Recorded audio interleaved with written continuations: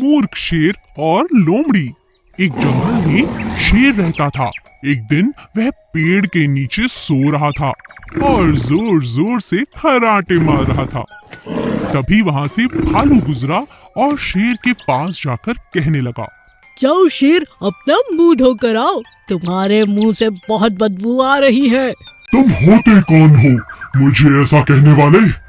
चले जाओ यहाँ से, नहीं तो तुम्हें मार डालूंगा। भालू वहां से चला गया। तभी शेर ने अपनी गुफा में लोमड़ी, भेड़, खरगोश को बुलाया। सभी जानवर गुफा के पास इकट्ठे हुए। शेर ने पहले भेड़ से पूछा, भेड़, बताओ मेरे मुंह से क्या बदबू आ रही है? नहीं महाराज, बहुत ज्यादा बदबू आ रही है। शेर को गुस्सा आया और उसने भेड़ को मार डाला। खरगोश बेचारा यह देखकर बहुत डर गया। तब उसकी बारी आई। खरगोश, तुम बताओ क्या मेरे मुंह से बदबू आ रही है? नहीं नहीं नहीं शेर जी, कोई बदबू नहीं आ रही। आपके मुंह से तो बहुत अच्छी खुशबू आ रही है। झूठ मत बोलो, अभी बताता हूँ। शेर ने खरगोश को भी मार डाला क्योंकि वो बहुत गुस्से में था। लोमड़ी ने दोनों को ऐसा करते हुए देखा। वह समझ गया कि उसे क्या करना है। लोमड़ी, तुम तो मेरे दोस्त हो, तुम बताओ क्या मेरे मुंह से बदबू आ रही है? महाराज, पिछले कुछ दिनों से मुझे ठंड लगी रही है, जिस वजह से मेरी सूंघने की शक्ति बहुत कम हो गई है। इसलिए मैं अभी आपको कुछ नहीं बता सकता। ठीक है, मैं तुम्हें छोड़ देता हूँ। जब तुम ठीक हो जाओगे तब मेरे सवालों का जवाब देना। लोमड़ी अपनी जान बचाकर वहां से भाग गया।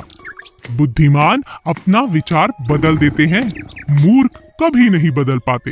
वैद और चिड़िया। एक दिन एक वैद जी को शहर से वापस लौटते हुए बहुत देर हो गई।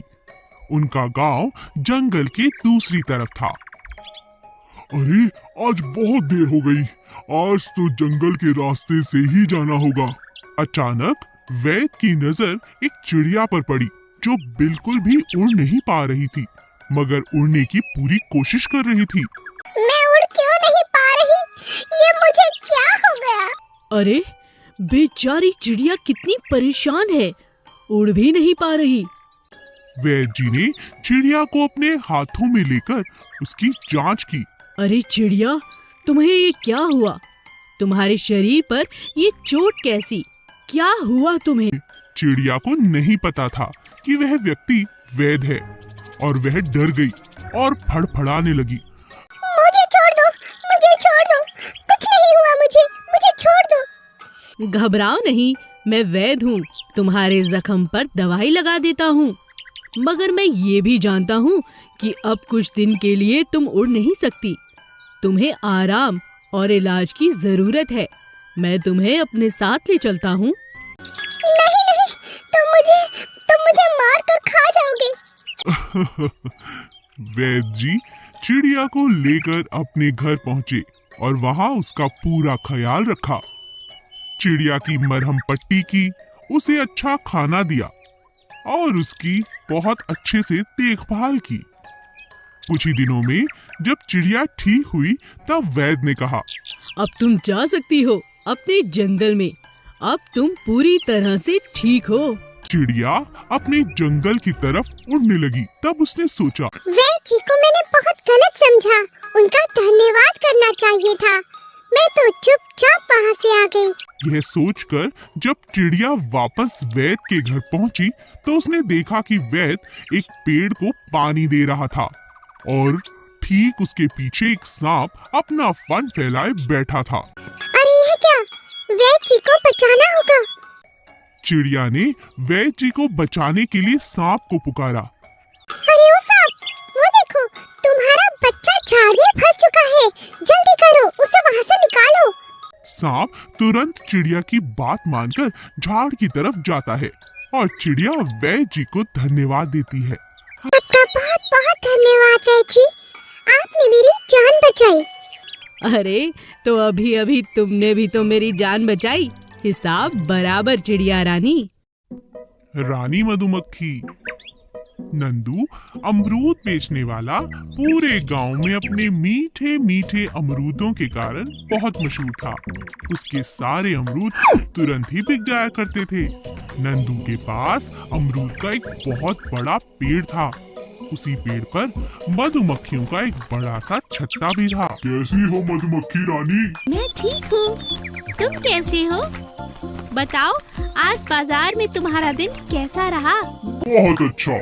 तुम तो जानती हो मेरे अमरूद खाने के लिए लोग कितनी दूर दूर से आते हैं। मेरे सारे अमरूद बिक गए और यह सब तुम्हारी वजह से है, क्योंकि तुम्हारे डर से मेरे पेड़ पर कोई पक्षी आने की हिम्मत भी नहीं करता।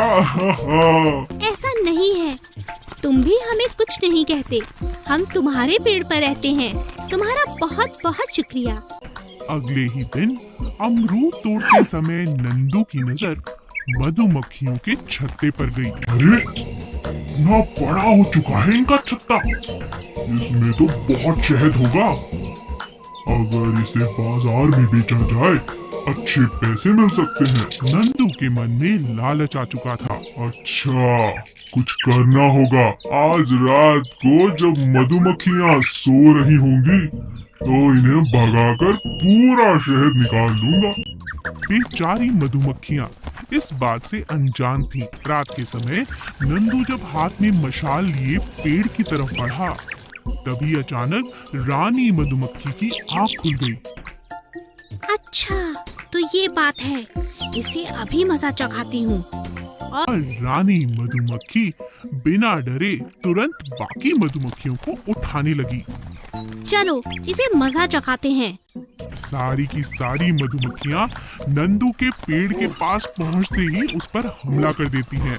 नंदू दर्द से चिल्लाने लगता है। अरे बचाओ, अरे बचाओ, अरे मैं तो यूं ही आ रहा था पेड़ के पास। मुझे छोड़ दो, अरे रानी मक्खी मुझे छोड़ दो। लालच बुरी बला है। Please subscribe.